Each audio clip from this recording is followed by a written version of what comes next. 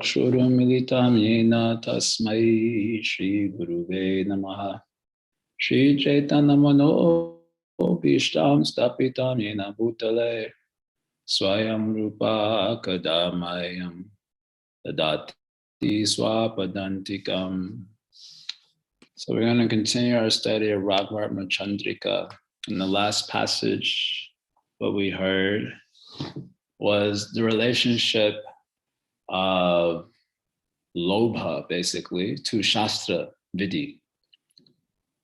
Having heard the qualification for the path of Ragmarg is Lobha, and having heard that the symptom, Lakshana of Lobha, is a lack of dependence on Shastra and Yukti.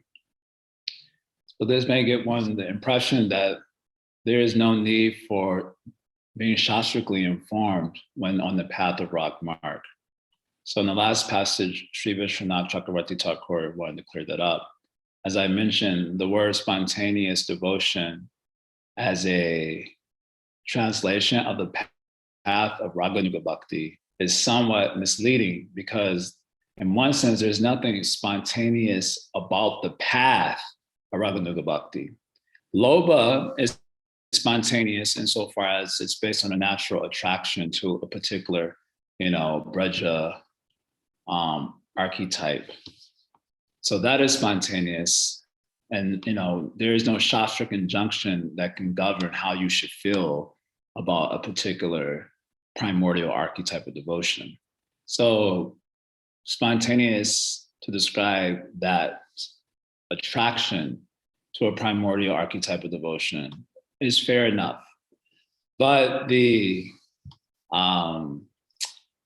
idea that the path itself is spontaneous is not true because one needs to be informed in so many ways in order to successfully tread the Ragmarg. And as we were using the language, in order to turn our lobha or greed into actual currency, there are so many things that need to be followed. And so he was clarifying that relationship between lobha and Shastra Vidhi. Although our relationship with Shastra is not governed by the need for being informed by Shastric edicts, but our need for embodying the love that we're attracted to, that need requires our connection with a certain set of Shastra Vidhis that will allow us to attain that. So we need the help of Shastra. And also we need the help of Guru. So the Guru and Sadhu, the Guru means, and Guru and Sadhu here means the Anuragi Bhakta. Those devotees who are already situated, far on the path of Ragmarg, or else they're accomplished adepts, they're siddhas on that particular path, they've attained Braja Bhav.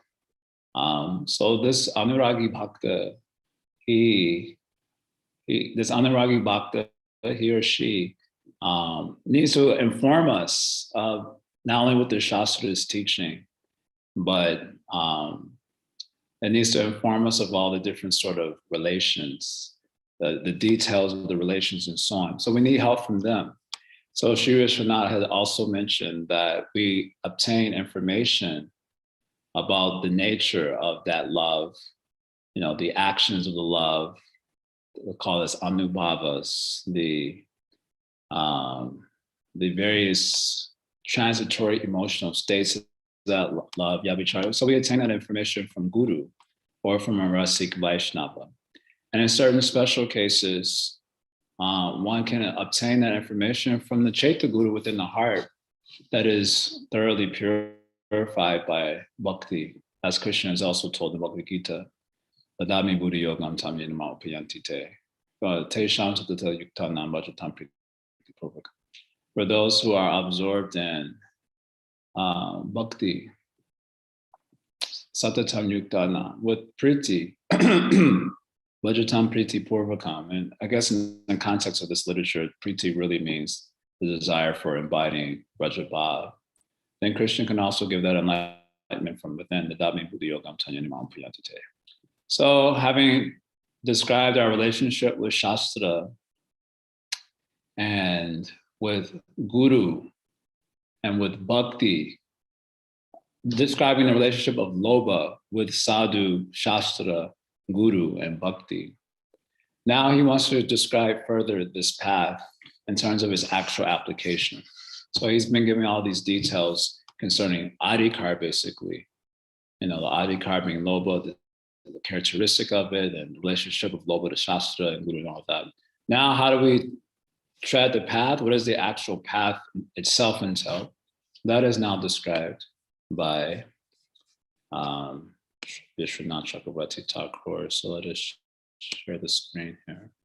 I think it's this one.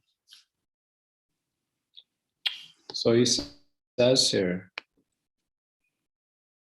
in Srimad Bhagavatam, which is the essence of all Shastras and Upanishads, Lord Kapila Dev has said, quote, "For my devotees, I am their beloved, their very soul, their son, friend, divine master, well-wisher, benefactor, and worshipful Lord," end quote.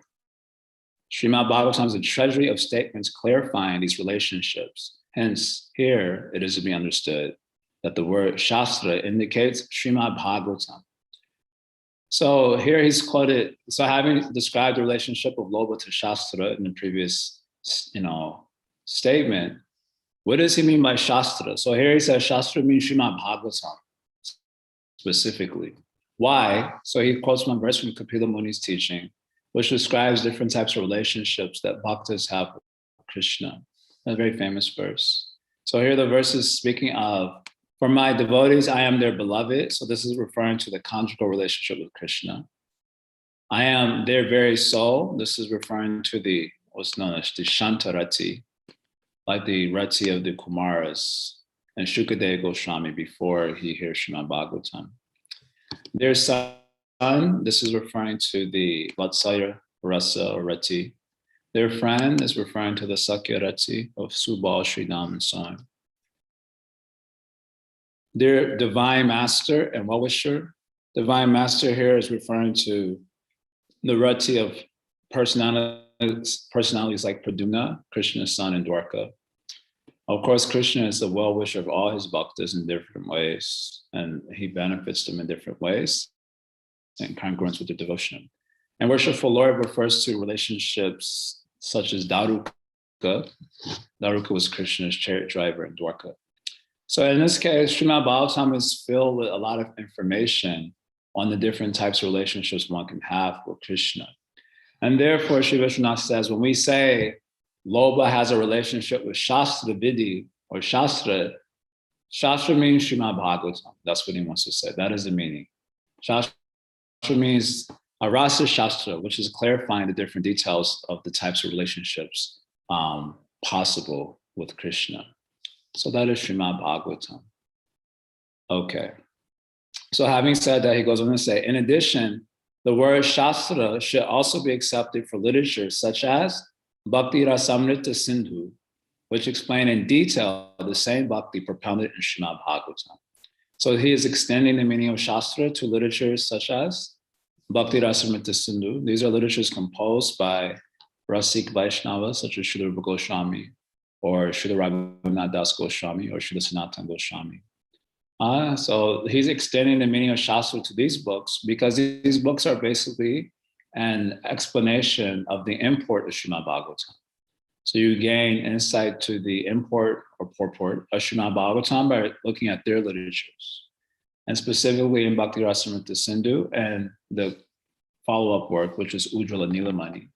Srila Rupa Goswami has in great detail described these different types of relationships. So if we want to understand what is that Braja Bhav, if we're attracted to it and we want to go deeper into the nature of that love that we hope to embody at the stage of attainment, then we would have to take shelter of Shastra, which means Srimad Bhagavatam and those literatures like Bhakti Rasamrita Sindhu and Ujjvala Nilamani, which explain that in great detail. So that is what he means by Shastra here. So Shastra doesn't just mean like the Vedas, which are concerned with like Shastric was concerned with the ritual and various rules and regulations for how you can perform yajna nicely. So Shastra doesn't mean that. Shastra means Srimad Bhagavatam and BRS, Ujjvala Nilamani, which explains his relationships. So that's the Shastra that the Rag Marg Sadhaka, who's qualified for it by Loba, will be interested in. That's the point. Okay, so having extended the meaning of Shastra to Bhakti Rasamrita Sindhu, now he quotes from Bhakti Rasamrita Sindhu the 3 verses describing the actual application of Raganuga Bhakti. Having spent so much time describing the adhikar for it, now the actual application of the path is being described therein. And 3 verses. So the sacred text, Bhakti Rasamrita Sindhu, explains how Raganuga Bhakti can be achieved. In this regard, 3 verses have been cited. So Krishna smaram janam chashta preshtam nija samihitam tata kata ratashta so kuriya vasam brajesada. So this first verse, the meaning here is one should remember Krishna smaram.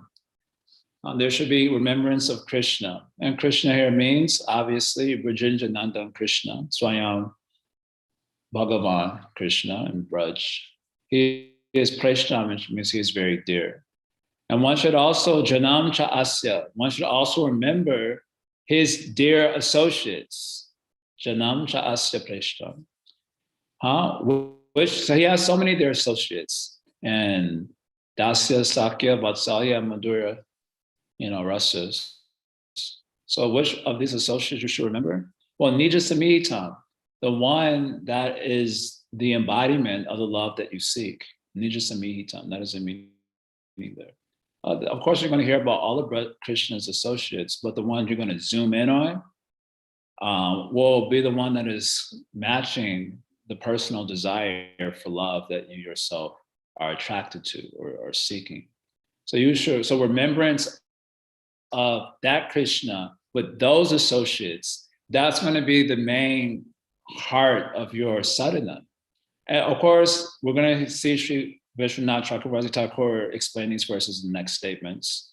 I'm just giving you the basic purport that is given in BRS for these verses here. But in any case, so the main, you can say, Anga Bhakti out of the Navavida Bhakti. The main Anga of Bhakti and Raganuga Sadhana is Smaran, Krishna Smaran. Of course, in some ways, this is true of Vaidhi Bhakti also. Smartavyo Satatam Vishnu, Vismartavyo Najatuchit, Sarvavi Nishedashur. What is that? Etayor Eva Kinkara. So this verse is describing the essence of Vaidhi Bhakti, which is also always remember Krishna, never forget him. And all the vidis and prohibitions are servants of this principle. So Smarana is the heart of Vaidhi Bhakti also. After all, that is the essence of even the teachings of the Gita. Remembrance. So remembrance is, in one sense, the heart of Krishna consciousness. Yam yam vapi smaram bhavam te ajante kalevaram tam tamivati konte yasadata bhava bhavita. In this verse of Gita, Krishna says, whatever bhavam you're remembering at the time of quitting the body, that state you will attain without fail. Why? Sadata bhava bhavita. Because of always, sada bhavita, because your mind always being infused in that bhava. Sada tat bhava bhavita. Your mind is always infused in tat bhava, that bhava. So you'll attain a state that matches that bhava, obviously. So remembrance is really, in one sense, at the heart of any sadhana. But specifically, the remembrance here is not just, I remember Vamandev some days and Varahadev another day, and Kalki Avatar could really use his help right now. The world is getting a little bit out of control. And I'll remember Nishingadev. Okay, that is okay also. That is for Vaidhi sadhakas, they are not making any distinction like that. But for this Bhakta, Raganuga Bhakta, he's saying here, one is specifically remembering Krishna with his dear associates whose bhava you seek to embody. So that is the heart. Tathakata ratashtaso. And you'll also be engaged in the kata of that Krishna with those associates. So kata means someone is doing the talking and someone is doing the hearing, right? So basically, Shravan Kirtan Smarana of Krishna with his dear Brajbasi associates whose love you offer. That is the heart of the application of Raghunaga Bhakti. Kuryar Bhasam Braje Sada. And one should always live in Braja. So Acharya said, you cannot live there physically, which is ideal. So we shouldn't just like dismiss that. You know, that's the ideal place for staying if you really want to nourish this sort of remembrance and so on. But if you can't live there and physically, then you should live there mentally. I honestly don't know what it means to live there mentally, like practically speaking. Other than, I guess you're just always absorbed in hearing, chanting, and trying to remember Krishna, what is there. So when you do the first line, I guess you really live there mentally. But if you don't do the first line, strictly, then I don't know how you're going to live there mentally. It's not so easy. In any case, so this is the first verse. Second verse, Seva Satakarupena Siddharupena Chatrahi Ta Bhava Lipsuna Karya Braja Loka Anusarata. So Braja Loka Anusarata means you should follow the Braja Lok. So the Braja Lok means the people of Braja. Of course, the people of Braja means those people whose love you're after.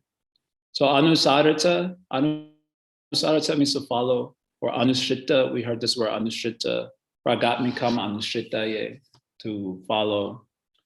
So you should follow the Braja Loka in two ways. What are the two ways? You should render seva in two ways, I should say rather. Following the Braja Loka means to render seva. Seva in two ways. Sadhaka Rupena, Siddha Rupena Chatri. So the first way is in your Sadhaka Rupa. So Jiva Goswami says Sadhaka Rupa refers to the material body itself. And the word Siddha Rupena. Siddha Rupena means a mentally contemplated form. Siddha Rupena Chatri. Chatri means here in the here and now. Be here now. A very famous book by Ram Das or something. Be here now.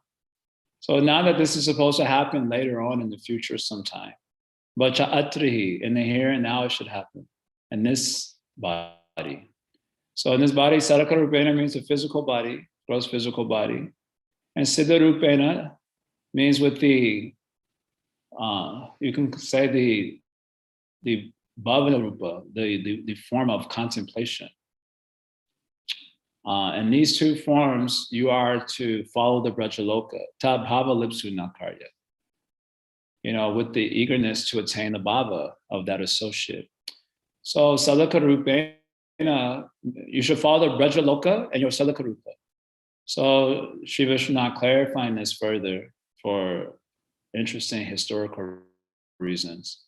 He says the Sadhaka Rupena means following the Brajaloka, and the Sadhaka Rupa means following personalities like Rupa Goswami and Sanatana Goswami. So they are also Brajbasis in Gaur Leela, because they live in Braj. So in your Sadhaka Rupa, you should follow the Brajaloka like Rupa Goswami and Sanatana Goswami. So that means you live simply like kind of renounced. Not kind of renounced, pretty renounced. And absorbed in the angas of Shravan, Kirtan, Smarana, Archan, especially these four. Follow living lifestyle like the Goswamis in the Sadhaka Rupa. And this following the Brajaloka and the Siddha Rupa means following the Brajaloka and Krishna Lila. So following in the Sadhaka Rupa, you should follow the Brajaloka and Gaur Lila, they're all like basically Raganuga sadhakas in terms of their moods. And in your internal contemplations, you should follow the Brajaloka and Krishna Lila, such as Rupa Manjari, or Lalita Saki, Vishaka Saki, or Subal Sridham, depending on which bhava that you're attracted to. So in your mental state and your mentally conceived form that is suitable for service to Krishna and his Leela, you are the follower of Brajaloka and Krishna Leela. And all of this is Tat Bhava Lipsunakarya, with the eagerness to attain that bhava. Okay, so we're going to hear more about all of this in just a second. Well, not maybe today, but from coming up in the next statements. The third verse says here, Shavano Kirtanadhini Vaidi Bhaktuditani tu Yanyanghani Chatanyatra Vikiyani Manishavi. So this verse is saying that all the angas of Vaidi Bhakti. So when Srila Rupa Goswami described Vaidi Bhakti, he described 64 angas of Bhakti, right? So he says all the angas of Vairi Bhakti, these are also the angas of Raganuga Bhakti. So they shall also be followed, provided they are not contrary to or unfavorable to the cultivation or bhava. So the meaning here is that out of the 64 angas of Bhakti, some of those angas are, well, basically I should say it like this. The 64 angas of Bhakti are also followed by the Raganuga Bhakti, but with discernment. So some of the angas are favorable to his cultivation of bhava. Some of them are unfavorable. So the unfavorable ones are to be rejected by the Raganuga Bhakti. In the commentaries, I think it's mentioned, there are certain angas, especially angas pertaining to deity worship, such as using mudras to make offerings, a special prayer and contemplation of Rukmini and Dwarka. And these are the examples given. So these are unfavorable for cultivating Vrajabhav. So they will be dismissed. Later on, in the last part of this first illumination by Sri Vishwanath Chakravarti Thakur, he's going to describe what he means by following the angas with discernment. It's going to give 5 divisions of discernment that needs to be applied in the application of the angas of Vaidhi Bhakti for this Rag Marg Sadhaka. Okay, so this is the essence of the actual application of the Rag Marg in 3 verses only. So now the last sentence, he says this thing here. Trikam atra kamanuga pakshe eva vyakyate. So the last sentence here, he says, these 3 verses from Bhakti Rasamrita Sindhu were written with the aim of delineating the requisites for practicing Raganuga Bhakti. Right. Herein, they will be explained in terms of Kamanuga Bhakti. So you all know what is Kamanuga Bhakti? Kamanuga Bhakti. So I have to do a little bit of a little bit of a review here, because perhaps aside from Agape, none of you may be remembering all these details. But we've already described the definition of Ragatmika Bhakti, right? So Ragatmika Ishte Sarasiki Raga Paramavishta Bhavet. So this is the Tad Mayi Tapavet Bhakti Satra Ragatmikodita. So this verse is saying the spontaneous love thirst, which causes absorption in Krishna. This is called as raga. And bhakti composed completely of this raga is called Ragatmika Bhakti. So it is a state of prema, basically, this Ragatmika Bhakti. After that, Srila Rupa Goswami says that this Ragatmika Bhakti takes on 2 forms. You understand? One form is called Kamarupa, and the other form is called Sambandha Rupa. So there are 2 types of Ragatmika Bhakti. Kamarupa Ragatmika Bhakti and Sambandha Rupa Ragatmika Bhakti. So then he goes on to defining. So this I'm going to share from BRS. This is from BRS. So after saying this, he goes on, after proving from Srimad Bhagavatam these 2 types of Ragatmika Bhakti, then he goes on to define them. So first he defines Kamarupa Ragatmika Bhakti. So this is here, you can see it. I hope you can, yeah, I think you can see it here. Can seize file. Why is it single page? Yeah. Okay. So I think you can see that clearly. Sa Kamarupa Sambhoga Trishna Ya Nayati Swatam. So Kamarupa Bhakti, Sa means this is known as Kamarupa, which is characterized by Sambhoga Trishna. So the word Trishna means thirst, and the thirst is for what? Sambhoga. You can say amative union with Krishna. Yad Nayati Swatam. This is the very nature of that Kamarupa Bhakti. At its very nature, it is characterized by a thirst for sambhoga. Sambhoga means amorous or amative, same word, union with Krishna. So this is called as kama rupa, taking on the form of kama. So this kama, of course, is prema. And he goes on to describe that if it was not prema, personalities like Uddhava would not have been attracted to it. And in chapter 47, when Uddhava is about to leave Braj, after reading the letter to the gopis, he prays to become a creeper in Braja so that the gopis might step on him. So he honored this kama. So this kama is only prema. But it is known as kama because it resembles the kama of the material world in certain ways, specifically in the way that it's characterized by this deep thirst for amative union. So how is this different then from people in the material world that have also Sambhoga Krishna? Krishna describing, the Rajaguna. In Gita, he says Krishna, this thirst. Even in the English lexicon today, we describe such a person who's very lusty as thirsty. So what is the distinction between this Krishna that we're hearing about here, Kama Rupa Ragatmika Bhakti, and the Krishna of these materialistic people? So then that is described in the next line. Asyam Krishna Sokyartam Eva Kevalam Udyama.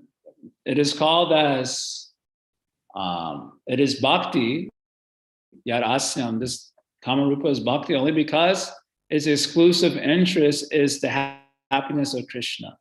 Krishna Sokyartam Eva Kevalam.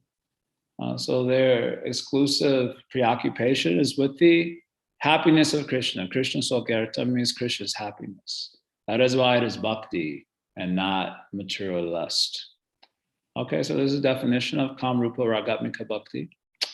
Just reading the translation here. The type of bhakti with full absorption in the beloved, which produces an intrinsic thirst for a conjugal relationship with the Lord, is called Kamarupa Bhakti. It is called bhakti because in that condition, there's only eagerness for giving pleasure to Krishna. Right. Okay, then he shows some Shastra Pramanam for this idea here. Then after that, he defines Sambandha Rupa Ragatmika Bhakti. So Sambandha Rupa Govinde Pritritva Dyabhimanita. So this Sambandha Rupa Bhakti is Abhimanita. Abhimanita means the self-concept of being Pitri Twa Adi, of being Krishna's father, mother, Krishna's friend, or Krishna's servant. So Abhimanita means the self-notion. Abhimanita is a conceit, or the self-notion. So just like we also have Abhiman, sometimes our conditioned existence is called as the Purusha Abhiman. We think that we are Purusha. Actually, we are Prakriti. We are Shakti, Jiva Shakti. So Shakti is female, which means we are meant to be enjoyed. But we all have the Purusha Abhiman. So we think that we are the enjoyer. It's called the self-notion that I'm the Purusha. I'm the man. And you can have a female body or a man body, or you can have an animal body. Everyone is in this world thinking, I'm the man, right? That mentality. Purusha is called Purusha Abhiman. I'm the man. I'm the enjoyer. So, of course, that Abhiman is the cause of degradation and perpetual suffering and samsara. So there's another type of Abhiman. What is the Abhiman? That I'm Krishna's father, Krishna's mother, Krishna's friend, Krishna's servant, dasya rasa. So when you have that Abhiman for Govinda, in relationship to Govinda, this is called a Sambandha Rupa. So Sambandha Rupa means taking on the form of a relationship. So Kama Rupa, Kama is also a type of relationship, but it is spoken of distinctly because of being unique. So that is why it is spoken of as distinct from the other three types. So this is Sambandha Rupa. Yadaisha Jnana Shunyatvar Esham Raghe Pradhanata. Because of this Abhiman, that I'm Krishna's father, etc., Pritritwadi, then there's a predominance of raga, right? Raghe Pradhanata. Of course, this is already mentioned in the definition of Ragatmika Bhakti. But there's a predominance of raga that is devoid, shunyatvat, that is devoid of the awareness of Krishna's opulence as God, as the Godhead. So yeah, the sort of raga you have is congruent with the abhiman that you have. All right. So we mentioned this the other day in class. If you, depending on how you think of yourself, for example, you say I'm Caribbean, then you may have raga for Caribbean foods, for example. I don't know, some like the, growing up in the Black body, there are certain tastes that have become stereotypical to that community that people make fun of all the time. And it's funny because it's kind of true that their ragas congruent with their abhiman as, being Black, for example. So they have this abhiman, and according to that abhiman, there's a predominance of attraction to Krishna that is congruent with that. And it is called as Ragatmika Bhakti. Why? Because it is devoid of awareness of Krishna's Godhood. So just pure raga. This is a definition of Sambandha Rupa Ragatmika Bhakti. So I'll read the translation here. Sambandha Rupa Ragatmika Bhakti is that bhakti inspired by direct absorption arising from identifying oneself as the parent, friend, or servant of Govinda, right? So this refers to the bhakti of the Kaur people indicated by the term Sambandha Vishnaya in verse 275 as an example of Sambandha. Earlier on in BRS, Srila Rupa Goswami had quoted one shlok from Srimad Bhagavatam describing how, proving that these were the two types of Ragatmika Bhakti. So he's just making reference to that. Okay, so this is because these other relationships in Braja also have a predominance of intense affection, raga, caused by a lack of awareness of Krishna as the Supreme Personality of Godhead, right? So this is why it's Ragatmika Bhakti. Why? Because of raga pradhanata, there's a predominance of raga, as was defined earlier, Ishte Sarasiki Raga, Paramavishtata Bhava. Okay, so define these two types of Ragatmika Bhakti. Now, what was the definition of Raganuga Bhakti? Definition of Raganuga Bhakti was that bhakti which follows the Ragatmika Bhakti of the Brij Basis, right? So if there's two types of Ragatmika Bhakti, then there must be two types of Raganuga Bhakti, right? So that is this verse here.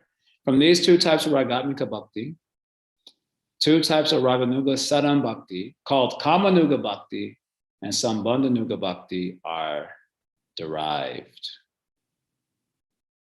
Right. Was there anything more I wanted to say on this? That's the summary here. Yeah, I did. Right. So clear. I think this part should be clear, right? So Ragatmika Bhakti is defined. Two types of Ragatmika Bhakti are defined. And since Raganuga Bhakti is following that Ragatmika Bhakti, so there are two types of Raganuga Sadhana. Kamanuga, Raganuga Sadhana Bhakti, and Sambandhanuga, Raganuga Sadhana Bhakti, right? Okay, now he wants to define, Srila Rupa Goswami will complete this. He then describes Kamanuga Sadhana Bhakti. So he says here, this is important. The elements of Kamanuga will be described. That Raganuga Sadhana Bhakti, which is filled with longing and follows after the Kamrup Ragatmika Bhakti of the Siddha Bhaktas, is called Kamanuga Bhakti. There are two types, Sambhogachamai and Tatabhavachatma. So Kamanuga means there's a Trishna. Again, the word Trishna here means loba, basically, or thirst. What is a thirst for? You want to embody the bhava of the gopis, Kamarupa Anugamini. Anugamini means to follow. Follow what? The Kamarupa, the rupa, the form, the actions. Not only the actions, but the mentality also, both. You want to follow the actions and the mentality of the Kamrupa Ragatmikas, the Braj Gopis. So there's a Trishna for that. Trishna here means loba, basically, or thirst or longing for emulating that and embodying that. So he says that desire, that loba for pursuing the Kamrupa Ragatmikas is two types, Sambhogachamai and Tata Bhavechatma. So that has to be defined. So he goes into defining that. Sambhogachamai Bhakti is characterized by enjoying conjugally with Krishna. Keli tatparya vatyeva sambhogechamai bhava. So in Sambhogechamai, the word Icha means desire, and Sambhoga means, again, amative union. Mai means like complete. So in Sambhogechamai Bhakti, the Lobha is replete with a desire for giving direct conjugal pleasure to Krishna. Keli tatparya vatyeva. The word Keli is really another word for Sambhoga, or conjugal union, basically. And one desires to give pleasure to Krishna, like one of the leading gopis, like that, like Radha, Lalita, Vishaka, Champakalakta, Undaleka, and so on. That is the meaning of Sambhogechamai. The other one is Tat Bhavechatmika Tasam Bhava Madhurya Kamita. Tat Bhavechatma Bhakti is characterized by desiring a sweet mood of love of the Kamrupa Siddha devotees. So this the word Tabhava Icha Atmika. So the soul of this bhakti, the Atma, so just like we have an Atma in our body. So the soul of this body, the soul of this bhakti, is a desire, Icha, for Tat Bhava. It is the desire to taste the sweet moods of those who directly give pleasure to Krishna. Bhava Madhurya Kamita. So you desire the Bhava Madhurya Kamita. You desire the sweet mood of those who are giving pleasure to Krishna, such as Radha, etc. So Tata Bhava Icha Atmika. So, the distinction is, in one type, there's a desire for directly pleasing Krishna. And when we say directly pleasing Krishna, it should not be thought of as mundane. And as soon as we say that, we're like, well, that's not Krishna consciousness, or das and that. There's not a mundane desire. This is a type of Kamanuga Bhakti that we're hearing about. So this is one of the possibilities within the scope of Krishna consciousness. So it's not a material desire. All of this, none can be material, because the very foundation of pure bhakti is anyabilashita shunyam, right? Jnana karmadya navritam, Krishna nushilanam bhaktir uttama.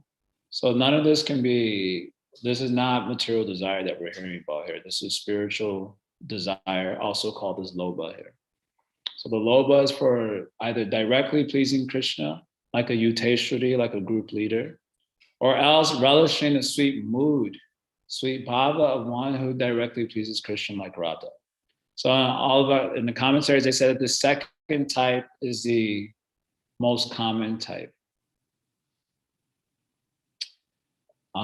It's considered superior to Sambhogechamai Bhakti, and it is the most common type of Kama Nuga Bhakti. Having said that, we shouldn't just because it's superior doesn't mean the other one is bogus. So because at least when I was first reading this years and years ago, it can easily translate that in the psyche.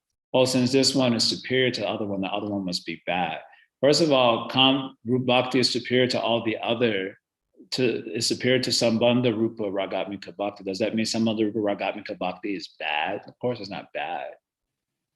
So someone will have an attraction to Dasyarati, someone to Sakyarati, someone to Vatsalyarati, someone to Madhurarati, and within Madhurarati, someone's going to have attraction to Sambhogechamai Bhakti, someone's going to have attraction to Tata Bhavechatmika Bhakti. Now, most of our acharyas, not most, I think almost all of them, at least the ones that have divulged that information, which means basically all the acharyas except for Srila Bhakti Siddhanta and Srila Prabhupada, and our gurus, they have all divulged their own identities in Braj Lila, and they're all, gopis who are situated in this mood of Tata Bhavechatmika Bhakti, all of them. So because of that fact, and because of how acharyas comment on these particular verses, it is only natural that most devotees will also get attracted in this particular way, if they get attracted at all. But that doesn't discount the other types of relationships and the bona fideness of those sorts of attractions. So it should not translate as something bogus, or because this is the highest, therefore I must necessarily always go for the highest thing. Because, you know, I deserve the best, like from the mood of complete false ego. I remember asking Srila Bhanu Swami about this in 2011 when I got stranded in Delhi, which is the worst thing that can happen to a living entity, is getting stranded in Delhi. But I got stranded in Delhi for a week, and incidentally, while I was stranded, there was a GBC meeting happening in Delhi at one of the main temples there. So Bhanu Swami Maharaj gave class on Kapila Muni's teachings, but somehow we went from Kapila Muni's teaching all the way up to Madhurya Rasa. I don't even know how that transition happened, but it was a beautiful class. So at the end of the class, I asked a question. And at the time of asking the question, I had no idea that it was controversial, but my question to him was that, having just heard about the sweetness and exalted nature of Madhurya Rati, from the position of false ego, I'm naturally gonna want the best thing. Like, just, I deserve nothing but the best, the highest, the most exalted thing. And so I want that thing because it's the best. On the one hand, I said, but on the other hand, we hear that our rasa with Krishna is already inherent. So if the rasa is inherent, I said, suppose I'm situated in, like, you know, Sakya Bhav, for example, but from the platform of false ego, I want the best thing, but that's incongruent with my inherent rasa. So how does that all work out? And this is way before I started, you know, studying some of these subtle tattvas. I was literally innocently asking. Nowadays, if I were to ask that question, people think I'm like trying to start some, you know, some stuff. But that time, it was completely genuine. I was completely sincerely asking, like I had no idea.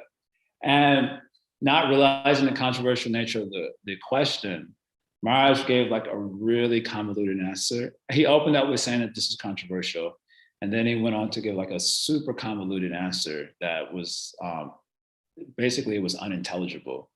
And then he just concluded with chant Hare Krishna, you know, it all clear up in due course of time. So that, of course, that ended up sparking my interest in the subject matter because it was so unintelligible what he was describing to me. It was weird. So anyway, I'm saying all this to say that however your ruchi ends up coming to you, if it ends up coming to you at all in this particular life, then you may have ruchi for dasarati, sakirati, vasayarati, or even sambhogechamai, kan rupa bhakti.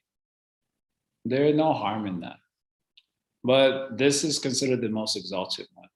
So that is also clarified from the impartial position. Tatashta vichar, from the impartial consideration, this is described here. Okay, so those who develop longing for the bhava of the gopis after seeing the sweetness in the deity of Krishna and the gopis, or after hearing about his pastimes with the gopis, they are qualified for sadhana in either of these types of Kamanuga bhakti. In the Padma Purana, it is said that even man can attain this type of bhakti. So he quotes the sages of Dandakaranya, who saying Ramchandra developed conjugal desires.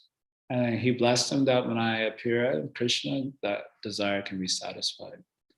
So it is not that the psychophysical, but because the soul is neither male or female, that is beyond mundane gender. So the attraction is the attraction of the soul, not the attraction of the material body. Okay, so that's it. So anyway, having said all that, Sri Vishwanath Chakravarti Thakur has just informed us that we're going to discuss these 3 verses that deal with the application of Raganuga Bhakti in terms of Kamanuga, Raganuga Sadhana Bhakti. So I described all this just to make that particular point. I'm going to elaborate on these verses in terms of a sadhaka who is qualified for Kamanuga Bhakti. So we didn't know what this Kamanuga is. So that has been described here. Just to close out this little discussion here, just defining Sambandhanuga Bhakti also. He says, the devotees define Sambandhanuga Bhakti as bhakti in which there is constant contemplation, manana rupanatmika, constant contemplation of oneself as a parent, friend, or servant of Krishna, and identification with that role. So you don't think of yourself yourself as Nanda Baba or Subal, but you think of yourself like them in terms of the spirit of your contemplation. I am like Krishna's father, not that I am Krishna's father. That would be an offense, because no one can become Krishna's father. Nanda Baba is Krishna's father eternally. So his position is not up for, what do you say, up for hire. No one can take his position, but you can have contemplation like being a father or a friend and so on. So anyway, in this way, Sambandhanuga, Raganuga Bhakti is defined. Then he, quotes some Shastra for that, and then he closes out with saying that the mercy of Krishna's devotees is the only cause of attaining Raganuga. So this verse we've already heard described by Sri Vishnu earlier, Radharatna Chandrika. The mercy of Krishna or his bhakta is the exclusive cause of attaining the lobha required for treading this path. So may we all be so fortunate one day. Okay, so we're going to stop here. See if any comment, question. Says here in the chat box, Sambhoga sounds like an activity, enjoying conjugally. It's an action. Yes. But Tadatmya, one is only developing a sweet mood. So the latter Tata Bhavichatmika sounds like more passive. Can you please clarify? So in Krishna Lila, when Radha and the 8 principal gopis are enjoying with Krishna, then there are those who are servants of these gopis. So we say this is called Radha Dasyam. And so they're rendering all sorts of services to their Swamini. So Swamini means Srimati Radhika. So when she's enjoying with Krishna, their enjoyment is vicarious and not direct. And in some ways, they're getting even more enjoyment because they're experiencing vicariously the happiness or enjoyment of their Swamini, Srimati Radhika. Just like giving a mundane example, some parent is there and their child is in some competition. So when their child wins the competition, the parent is also enjoying very much vicariously because of their deep love for the child. When the child is winning, the parent themselves feel like they're winning.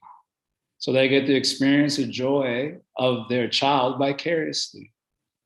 So similarly, those who are servants of Radharani, for example, she's enjoying with Krishna and she's getting so much happiness and enjoyment. And they are completely attached to her. And in some ways you can say possessive of her, just like the parent is possessive of the child. That is their love for her. So seeing her happiness, they are also enjoying vicariously. Her tat bhavichatmika. They're enjoying her happiness vicariously. So it's not passive. There's still so many actions there. On the actions of serving her. Of course, we have to study Ujjvala Nilamani, but they'll deliver letters for her to Krishna. In some cases, Radharani will even make opportunity for them to have association with Krishna, but they will always resist it. They usually call this manjaris. They resist it in deference to the desires of their Swamini. So in this way, so that love is being referred to there by Tata Bhavichatmika Bhakti. So both Sambhogachamai and Tata Bhavichatmika Bhakti, they're both filled with actions and the mood or contemplation. But one has a more direct desire to please Krishna directly, and others by bringing their Swamini to meet with Krishna and enjoying vicariously. So there's a basic idea here. So obviously so many details, but we would have to study Ujjvala. First, BRS, the part that we don't study, that has to be studied. And then Ujjvala Nilamani, if one is into the Madhurya Rasa. Our sadhana can lead to these differences. I mean, kind of sadhana. You have to make the question a little bit clear. And not clear what you mean. Our sadhana can lead to these differences. The differences are in attraction, ruchi, or lobha, right? One is hearing Krishna Lila, particularly his Nitya Lila. So there are two types of Lila, right? Nitya Lila, and Srila Bhagavatam Thakur is given this term Naimitika Lila. So in the Srimad Bhagavatam, the Nitya Lila and Naimitika Lilas have been mixed together. So the Nitya Lila means the Lilas that go on in the 8 parts of the day. And Naimitika Lila means the demons coming to Braj, Krishna killing them, Krishna going off to Mathura, and then later on Dwarka. These are called as Naimitika Lilas that appear in the material world. So the Bhagavatam is a mixture of these two types of Lilas. But here, when we speak about hearing Krishna Lila, it specifically means hearing about the Nitya Lila. So you hear Nitya Lila, and hear about the different relationships. Then we get different types of attractions to different Braja associates. So that differences in Ruchi will lead to these distinctions in our application of sadhana. Yes. So there will be differences in sadhana due to differences in Ruchi or attraction. Nobody's sadhana is going to look exactly alike. It's highly personal. That's why other Goswamis there, they didn't have like the exact same sadhana. They all had different sadhana, so to speak. You said that Nitya-siddhas, but in terms of embodying the Sadhaka Rupa and Gaur Lila, they all have very different sadhana. They all had their own personal deities. And they all did their bhajan quite differently. So there will always be distinctions in sadhana when you're on the path of Ragmarg. When you do Vaidhi Bhakti, everything must be uniform. 16 plus 4 equals BTG. So that's what all the Vaidhi Sadhakas say in ISKCON. 16 rounds plus 4 regular principles, and you're going back home back to Gaya. Just hold on to Srila Prabhupada's devotee and you go back.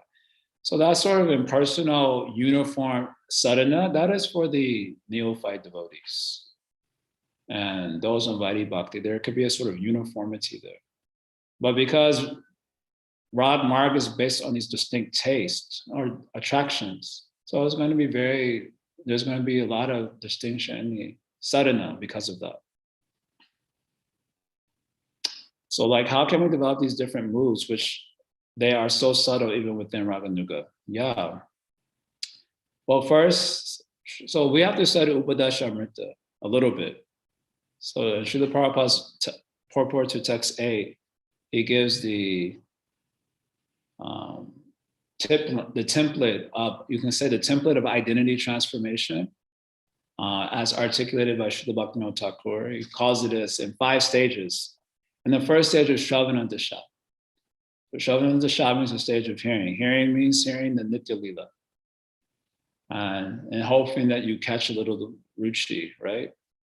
I'm remembering Prabhupada's purport about Ruchi in the first canto, chapter 5, where he says, the taste for Krishna consciousness is as infectious in a good way as infectious diseases, right? Coronavirus, but the devotional kind. Although I think tuberculosis is a little bit more powerful than coronavirus, but in any case, you catch a disease and it spreads. So the idea is you put yourself in the place where that you're most likely to catch the infection of Krishna conscious Ruchi. So that is Krishna's Nitya Lilas, you hear them. Then if you get attracted to a primordial archetype of pure Ragatmika Bhakti, then you have literatures like BRS and Ujjvala Nilamani to help flesh it out in your own psyche, so to speak. And then after doing so, at least according to Srila Bhaktivinoda Thakur's Harinam Chintamani, for example, then you take that to the Guru to be purified. You have some attraction. Maybe you fleshed it out a little bit by, just repeatedly hearing and studying the nature of that love, and of course, and studying it in relationship to books like B.R.S. Ujjvala Nilamani. Then you go to the Guru who can help clarify and flesh it out, so to speak, or purify. I think Srila Bhaktivinoda Thakur uses this language, purify the concept. Then after it gets purified, then yes, that's how you develop these different moods. So that is precisely what Sri Vishwanath Chakravarti Thakur is saying here about the relationship between Lobha and Shastra. That's how I began the class. Everyone came like 10 minutes late, so I'm not repeated here, but I began the class in this way. The reason he's going through the relationship between Loba and Shastra is for this purpose. Because Shastra is going to detail the moods. And he says Shastra here means Bhagavatam, and also he extends the meaning to BRS and Ujjvala Ninamani. So they will clarify the mood, then you're attracted, and then after that, the work of your sadhana is making that mood one with your psyche, tadatmya, basically. You want to make it one with you. So that is the hard work of sadhana bhakti, of the true personalists. So most of us are impersonalists in the path of bhakti. And our impersonalism is different from the impersonalism of the Mayavadis. Our impersonalism is doing the bare minimum. And somehow, hoping to get, a good enough. Okay, if I get any sort of prema, that is good enough. So that is the impersonalism that bhaktas embrace. Do the bare minimum, 16 plus 4 equals BTG.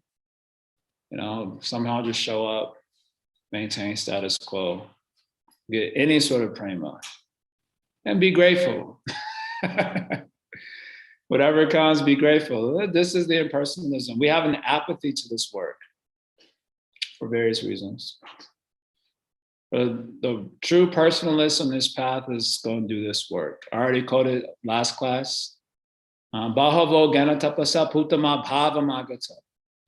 Many persons develop my bhava after being purified by the austerity of knowledge. What knowledge? So this knowledge. The knowledge of BRS, Ujjvala Ninamani, this knowledge. You've purified your abhiman, your ego, by embracing another ego, the ego of the Brijbasis in this context. So yeah, how to develop these that's how you develop. It's a little bit hard work. You were just hoping we can sit on our butts all day and just chant our lazy round. Krishna, like, wait, what was that? What was that?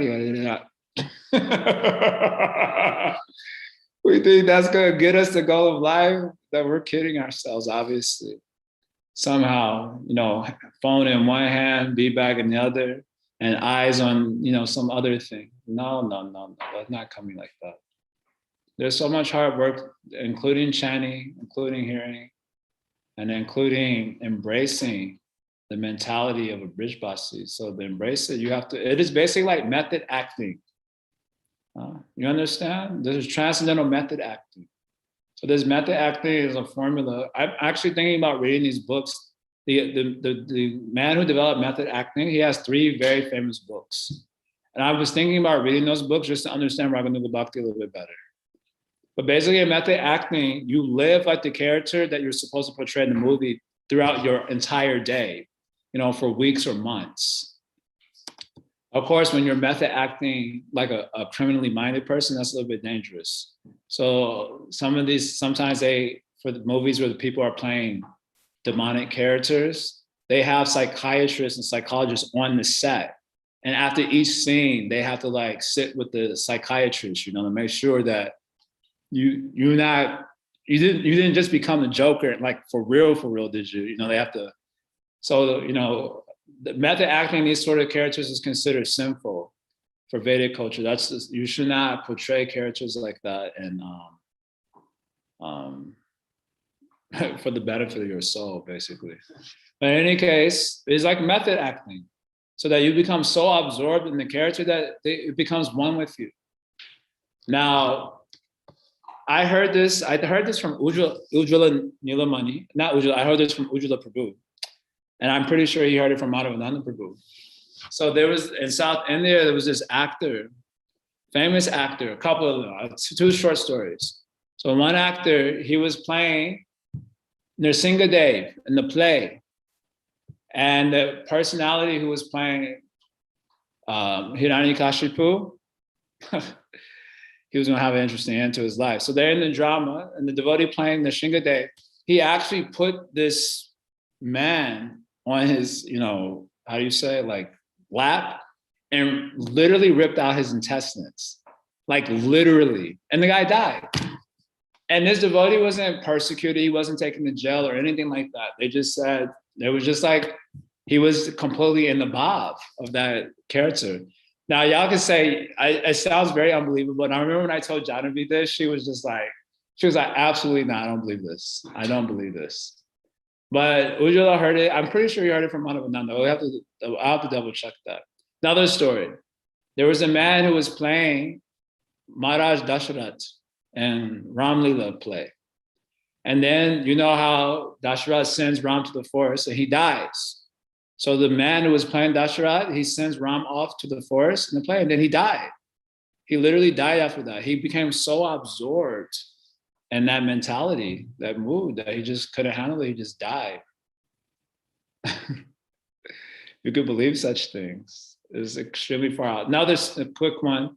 There's this nice movie about Tukaram. Tukaram was a Vaishnava who started Mahaprabhu's movement in Maharashtra, like Mumbai area. So. And he was only playing this part for the movie. He wasn't a Vaishnava, but he got selected for this role. And after playing the part of this Tukaram, this Vaishnava, he became a Vaishnava after that, just by becoming absorbed in that character. So it's basically like a transcendental method acting going on here, in a sense. Perhaps someone would find fault with that comparison, and maybe it is not the best comparison. But I think it might be a useful comparison to understand how a person really enters into the world of another person. Whether it's the world of the joker, which is not recommended, or it's the world of the gopis or the gopas. There's a way of entering into that world on a psychological level. And Raganuga Bhakti seems to be something like that. Perhaps, again, that's not the best example to give, but something like that. So that's the hard work of a personalist on the path in Lord Chaitanya's mark. So we have this saying, work now, samadhi later. So Andrew Prabhu was like, what work and how much later? So that is a good question. So we always just assume work now just meant wash pots and, somehow or other 16 plus 4 get it done. Of course, serve Guru Maharaj, blah, blah, blah. The standard status quo sort of stuff. And that may also be true. But is that the extent of the work? Is that the extent of the work to enter into this sort of samadhi? And how much later do we have to enter that samadhi? Of course, that will depend on us and our own attraction and determination. So these are all very interesting questions to ask oneself. Even to consider this it's we'll speak of pursuing it, but even to think about it, to even think about pursuing this has a very transformative effect on your psyche. I'll tell you that right now. Even if you should think about this, like the implications of all these ideas that we're encountering in this discussion. If you should think about that, you'll already experience a shift in consciousness or psyche, very much so. Okay, good luck to us all. Thank you for reminding me again about our impersonalism and bhakti, doing bare minimum, lazy rounds. Wow, thank you for us. I love this stuff. Okay, so Agape's got a question. Hare Krishna Prabhu. Really enjoyed class. A quick comment before I get to my question about living in Vrindavan Dham mentally. When you were talking about that, it reminded me of a class Hari Parshad Prabhu gave a while ago. And I thought I'd mention that he was talking about the American dream that so many immigrants have, and they're thinking about America and dwelling in America before they even come here. And that dream is often way better in their heads than the reality, but how we can have that Vrindavan dream. So it reminded me of that. So we should dream of Vrindavan. I hope that is happening to all of us.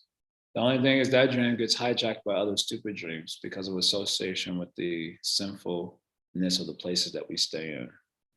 So got to be careful about all that. Tell me about it.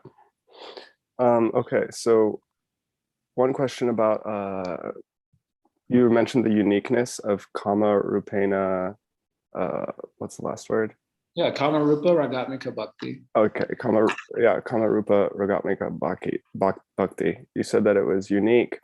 And I think I remember asking about this, or somebody asked about what made it unique. whenever you taught our class, and you said, I think if I remember correctly, you were saying that one of the things is maybe that they use all of their senses to please Krishna. Yes. Is one of the things that makes Madhurya Rasa. And another thing that I was kind of speculating that I want to run by you, from Chaitanya Charitamrita, the 4th chapter of the Adi Leela, text 74 through 76 is describing the 3 different types of consorts that Krishna has and how they all come from Radha. So I was wondering if like one of the things that makes that unique is that these are all like energies of Radha that we're trying to, picture ourselves as being, as opposed to just like that is true of the other archetypes also. They're all Nityasiddhas. They're all basically composed of the Swarup Shakti. So it is certainly unique, but that may not be the outstanding unique characteristic, because so there's not forms of Swarup Shakti. So there's not a distinction between being an expansion of Radha that's a consort versus like being a Nitya Siddha, like a Mother Yashoda or something like that. Also, you're saying, could the uniqueness be that they're the like the plenary portions of Radha, Kaya, they're called as Kaya Vyuha. They're like extensions of Sri Radha's own form. Right. So in that sense, they're unique. Yeah, that is okay. So with this sort of thing, you can, any logical, logic based on Shastra will do. So there may be 108 ways to describe why it is unique. So this may be one of the 108 ways. So you can say like that. Thank you, Prabhu. As long as it makes sense, then no one will protest. I have one more question about Raganuga or Loba, specifically about Lord Chaitanya. Lord Chaitanya, he came to spread Raganuga Bhakti, and I think I remember you discussing once that he infused the name as opposed to Taraka Shakti with Haraka Shakti. Am I saying that right? Yes. So since he infused the name with that, we were talking about how the seed of like how the loba we can get can come through hearing from a sadhu or also from worshiping the deity, but it was never mentioned that it could come from Sankirtan or like that specifically. So is that another way that we could get that greed, is like from hearing the chanting of the holy names, since that's what Lord Chaitanya came to do? Well, I don't think we can say it's not possible, because the holy name is Caitanya Rasa Vigraha, right? This is, Radha Jiva and Gopal. We have a few verses that we got to backtrack on that are important for BRS. What is that? Nama Rasa, what is that? Caitanya Rasa Vigraha. How's the verse start? Shuddha Purna Nitya Mukta Abhinatam Namanamino. How's that verse start? Nama Chintamani Krishna. Nama Chintamani Krishna. Yes, thank you. So the Nama is Chintamani. So Chintamani means a mind jewel, or a jewel that fulfills the desires in the mind. That is called Chintamani or Chintamani. So Nama is Chintamani Krishna. So Krishna Nama is a Chintamani jewel. And in it's Chaitanya Rasa Vigraha. It is a form of all conscious rasa. So you can say all the rasas are there in the holy name. So I don't think we can't say that it can't be given, that one couldn't get a certain type of loba from Sankirtan. But who's Sankirtan? That question will come up. If you hear Jaya Jagannath Sankirtan, I guarantee you'll get no loba. Nothing will come. If you hear the Sankirtan of some Rag Mai Bhakta steeped in devotion of a particular type, then likely through his or her kirtan, some attraction can come in that particular way.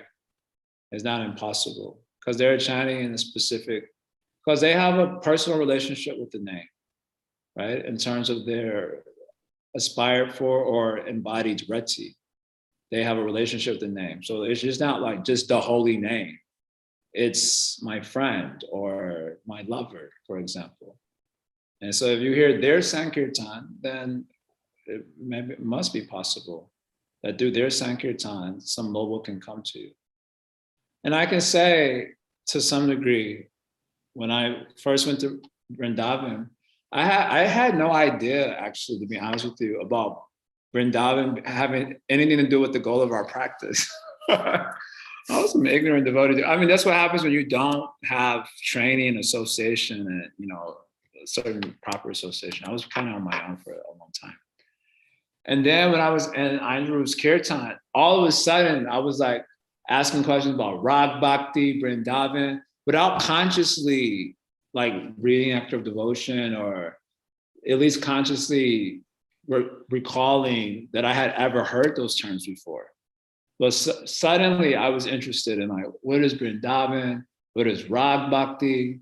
Just from being in his Kirtan. So I can speak to that sort of experience, if you believe me or accept that to whatever degree you do. That just by hearing the Sankirtan of Anuragi Bhakta, just like hearing his Katha, right? So you hear his Katha, then you get Loba, right? That's what we've been hearing a lot of. So if he's an Anuragi Bhakta, then you hear his Sankirtan also. Then it must be possible. I don't think we can say it is impossible, because the holy name is Caitanya Rasa Vigraha. But probably likely what happens is you hear that holy name of that Anuragi Bhakta, he is singing to his lover, or he's singing to his friend. And so something stirs in the heart, and that leads you to go inquire from them further.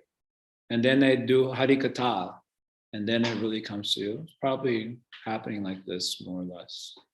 But we cannot say it is impossible through Sankirtan. Everything is possible through Sankirtan. Beautiful. One quick follow-up with that. So since Lord Chaitanya came to distribute Raganuga Bhakti, can we truly say that those who are now practicing Vaidhi Bhakti and performing Sankirtan, are they really a part of Lord Chaitanya's movement? Yeah, why not? There are groups out there who will deny us that for the reason that you just gave. Srila Bhaktivinoda Thakur, he has this very famous essay called the Sri Gauranga Samaj. Every devotee should study that essay. But it was kind of his vision for what the society of Lord Chaitanya consisted of. And he was so broad-minded that he said, if anyone comes to a program organized by a devotee of Lord Chaitanya, they are also should be considered as part of the society of Lord Chaitanya. What to speak of, they can be non-devotee, or if they just happen to come to a program that is organized, they should also be considered as part of the Samaj. But he said the Gauranga Samaj should be led by the Shuddha Bhaktas. So they're at the top of the society, and they're just absorbed in pure bhajan. And they give direction to the Madhyam Bhaktas who do the preaching work. And the neophytes, they help the Madhyam Bhaktas do it, but they're all under the guidance of these Shuddha Bhaktas who are simply absorbed in bhajan.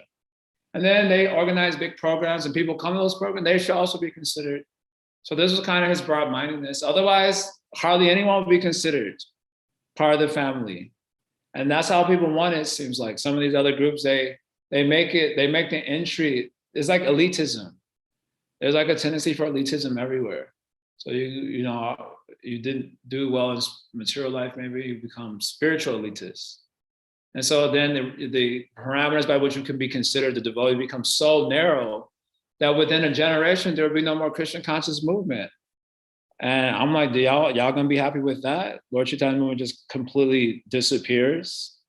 No. So at least from Bhaktivinoda Thakur down to Saraswati Thakur, Srila Prabhupada, we are not so small-minded in that way, or rigid.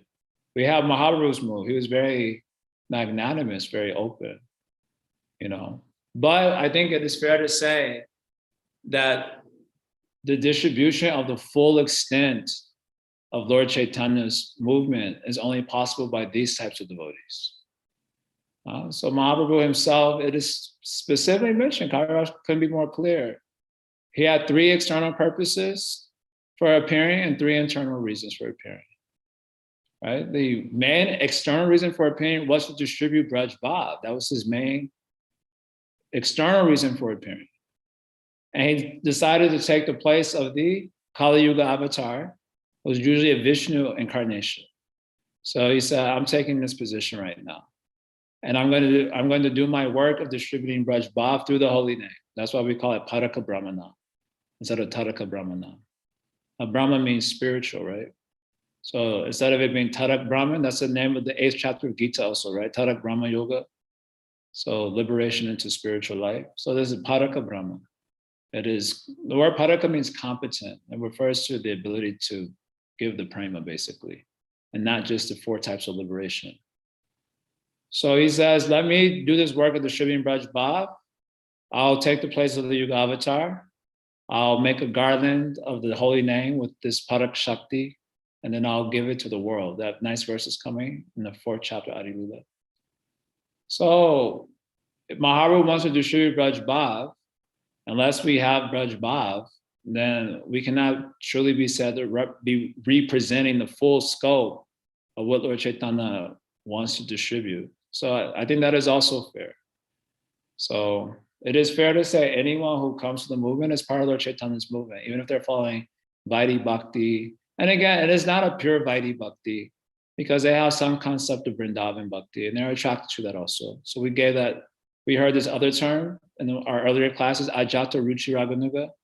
So their Lobha has not come or their Ruchi has not come, but they are also attracted to that idea. So you cannot call it, it's not pure Vaidhi Bhakti. So you cannot say, it is not fair to say that such people aren't part of Lord Chaitanya's movement. Unless you want to become elitist, then you will say all sorts of things. But it is also not unfair to say that if you don't have Brajabhava, like we're hearing about it now, that you can't fully represent the extent of Mahaprabhu's movement. So if you make that criticism, of course, then what devotees will do is put Srila Prabhupada in your face. Prabhupada didn't do this, Prabhupada didn't do that, and so on. So then, and then there will be argument ad infinitum or ad nauseum. So it's just, for me at least, it's a matter of common sense. Rav Marg, Bhakti, what is that? Karite Prachara. So he wanted to preach Rav Marg, Bhakti Loke to the people of this world. So that means you have to be situated on that path, right? That's a very simple logic, nothing complicated there. So anyway, we discovered one Prabhupada disciple giving class here in Bhakti Center, this was a year or 2 ago. So he was giving classic old school Prabhupada, it was an old school class. Just repeat, don't speculate anything, just repeat. It was one of those classes. So I raised my hand, thinking I would contribute something nice to the discussion, but I got shut down. It's just normal for me.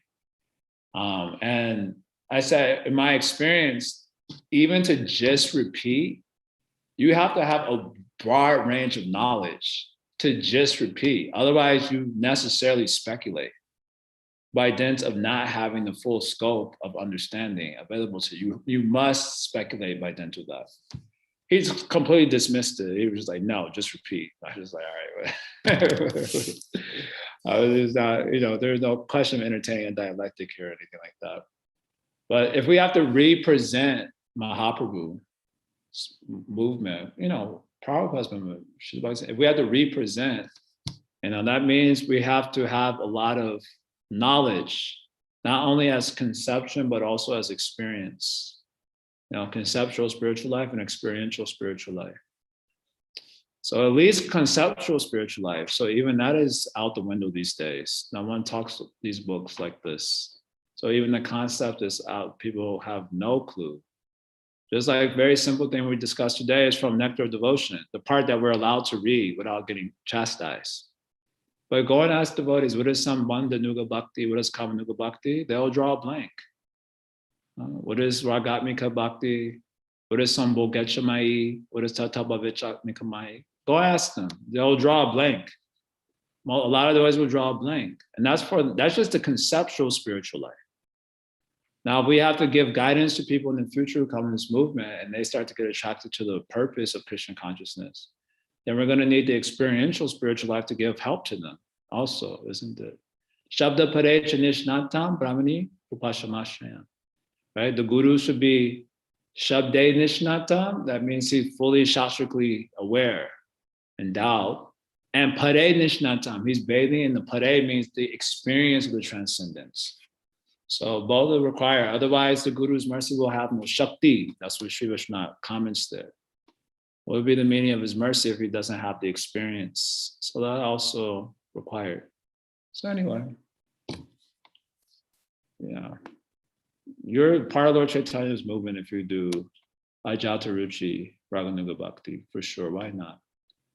But if we want to really represent the movement, we probably, to speak in the language of the young generation, we need to do better. I hate this thing. I hear this from young people all the time here in New York City. Like whenever they want to chastise you because you're not politically woke, you said something that wasn't like politically correct, they say, do better.